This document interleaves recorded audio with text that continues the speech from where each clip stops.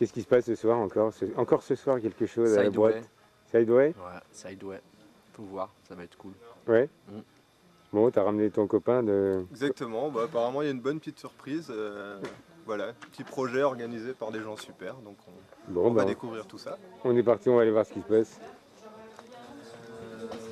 Bon, qu'est-ce qui se passe à la boîte de Kerival? On leur redemande ce qu'il y avait à faire. Benoît. Benoît aux commandes. Ah bah oui, hein, le filmeur filmait. Hein. Benoît aux commandes. L'écran est installé. Quasiment collé quoi, mais un peu derrière. Et on a droit à une soirée organisée par la petite équipe de Sideway. Hélène. Hélène. Allez, c'est filmé. Et Benoît. Ce qu'il y a à la boîte ce soir? Hélène. Il y a une soirée de projection de courts-métrages documentaires qui s'appelle Sidewest sur les personnes inspirantes qui ont des projets qui changent le monde. Tout simplement. Voilà. C'est l'impression d'être pied à oui. Alors, un nouvel adhérent. Ah bah, ça c'est là. Ah, faut passer par là, hein, la boîte. Non, mais c'est une question d'habitude après. Bon, Yvonne, on connaît, hein. Ariane, hein. Voilà l'habitude aussi, hein. C'est bon. Et Rodé. Ah, un peu moins l'habitude, mais. On se voit plutôt à Quimper, quoi. Voilà. Bon, bah, on n'attend plus que Olivier, Marie et Lola. Et puis on va pouvoir...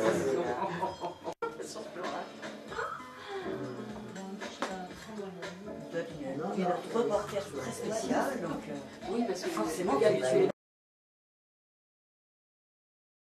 C'est un projet de série documentaire sur les alternatives ou les personnalités inspirantes.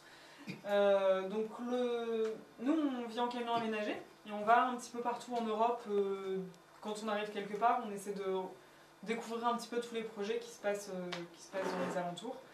Et quand on rencontre quelqu'un qui a un projet particulièrement fort ou qui nous inspire beaucoup, en tout cas les cas, on fait un petit épisode sur lui. Donc un épisode, c'est 5 minutes, une petite vidéo de 5 minutes, assez courte, assez punchy, qui donne le ton.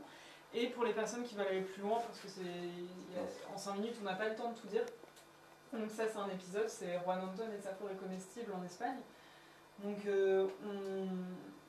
il y a un magazine qu'on essaye de faire assez agréable à lire et qui donne beaucoup d'autres informations avec du texte, de la photo, des interviews sonores, etc. etc.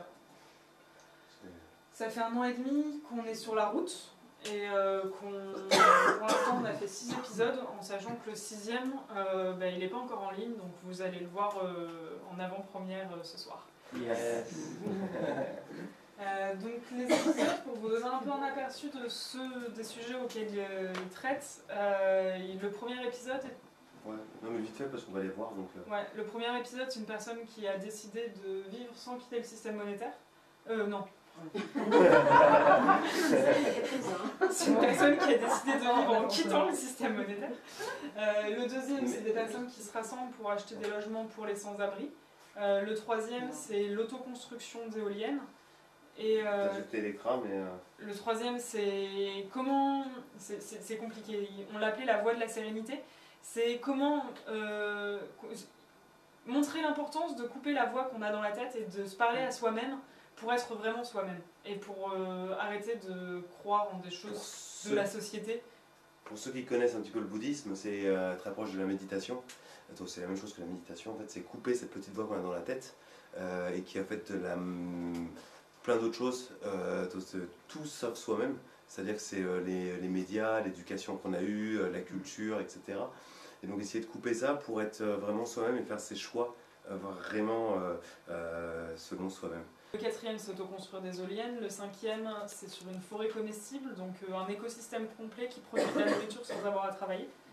Et le 6e, il s'appelle Créons notre vie. Et ce sera la surprise tout à l'heure, je pense. Voilà.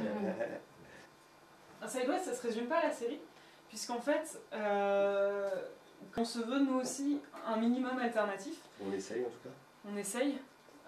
Et pour ça, il y a différentes choses qui rentrent en compte, notamment notre modèle économique. On a décidé de refuser toute subvention, refuser tout partenariat qui risquerait de nous bloquer dans notre créativité et dans notre possibilité de traiter tous les sujets ou quoi que ce soit.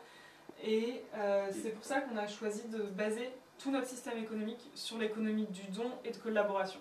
En fait, c'est un peu notre mode de vie, c'est notre passion, notre travail, et on n'a pas envie que ça s'arrête dans 1 ou 2 ans, on ne sait pas comment ça évoluera, mais en fait, on pense que ce modèle économique, et on pourra vous l'expliquer, on pense qu'il est plus durable en fait. Parce que quand tu as un projet, il faut que tu trouves des fonds, tu as un budget pour réaliser ce projet, donc tu vas toquer un peu à toutes les portes, tu récupères de l'argent, et après l'argent diminue, et puis là, hop. Donc il faut recommencer à faire des demandes ou changer de projet ou changer de vie ou je sais pas quoi. Et nous en fait c'est sur l'économie du don et de contribution, Hélène expliquera mieux à quoi ça consiste. Mais résultat en fait plus il y aura de gens qui connaîtront le projet et qui le suivront, plus la communauté en fait, autour de nous sera élargie, sera grande, plus ce sera simple pour nous. Donc en fait dans le temps ça ne peut qu'en principe que s'agrandir et s'améliorer. Donc pour nous, ça nous permet d'espérer être longtemps sur la route, à la rencontre de gens, etc. Les frais qu'on a, ils sont limités à notre nourriture et à l'essence qu'on met dans le camion. À peu de choses près, après il y a un tout petit peu de matériel en plus. Et donc on est bénévole aussi du projet, ça c'est important de le signaler. On se veut totalement transparent et tous nos frais sont détaillés sur le site internet. Donc c'est des personnes qui peuvent faire un petit don sur internet, mais ça passe aussi, on n'a pas envie que ce soit uniquement monétaire. Donc ça peut être aussi quelqu'un à côté de chez qui on passe qui nous donne un panier de légumes ou qui nous aide à faire une machine de manière à ce qu'on n'ait pas à aller au lavomatique, ou autrement quelque chose que nous apprécions beaucoup et presque plus, enfin même plus, c'est tout ce qui est contribution, parce que nous on a un projet mais on a aussi beaucoup de besoins auxquels tout le monde, au final tout le monde a des compétences et tout le monde par ses compétences peut nous soutenir et peut nous aider. Et donc c'est ça, pour nous l'économie du don et de contribution, c'est au final qu'on ne soit pas nous à faire la série et les autres à regarder, mais qu'on soit tous sur le même plan et qu'on ait tous un objectif commun et qu'on fasse tous les choses ensemble pour y aller. Comme on vit en camion, l'avantage c'est qu'on bouge tout le temps, et du fait qu'on bouge tout le temps, on a l'occasion d'aller rencontrer plein de monde, et on en profite sur la route pour faire des projections itinérantes, un peu comme on le fait ici, sauf qu'on peut le faire aussi directement, on a tout le matériel dans le camion. Ce qui fait qu'on peut s'arrêter dans un village où on sent qu'on a l'impression que ça va être bien.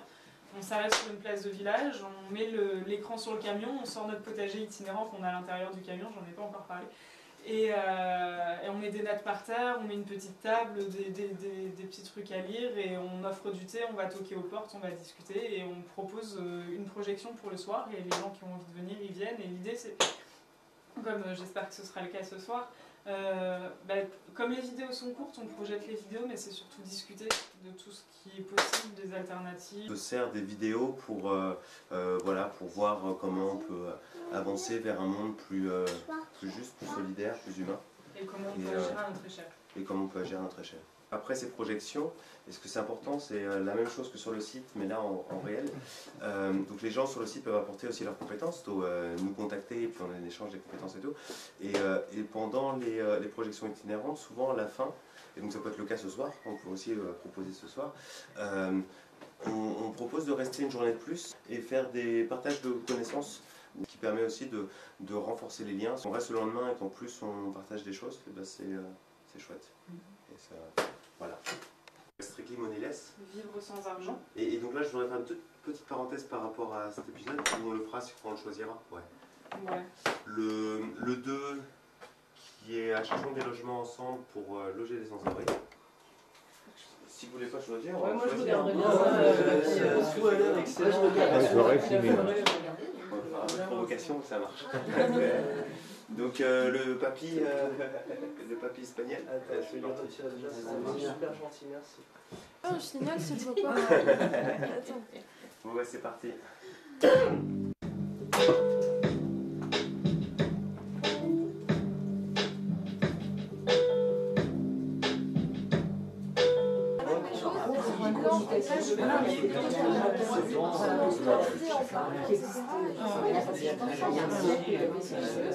Alors entre chaque petit film projeté par Benoît et Hélène, les discussions, quoi, qu'est-ce qu'il y a? Ah non mais... un débat très bien.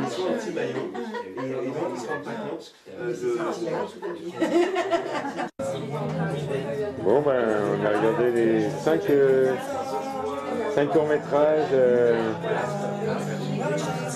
de nos amis de Taïwan. Ça fait partie des initiateurs. Ah bon? Donc une soirée superbement bien réussie. Une fois de plus. Bon, Benoît, c'était un régal ce soir. Bah, c'était plutôt sympathique, ouais. Le feu était chaud et puis non, c'était chouette. C'était une belle soirée. Et ça vous a plu? C'était génial. Bah, nous on a adoré. Pareil, c'est vraiment génial. Merci à vous.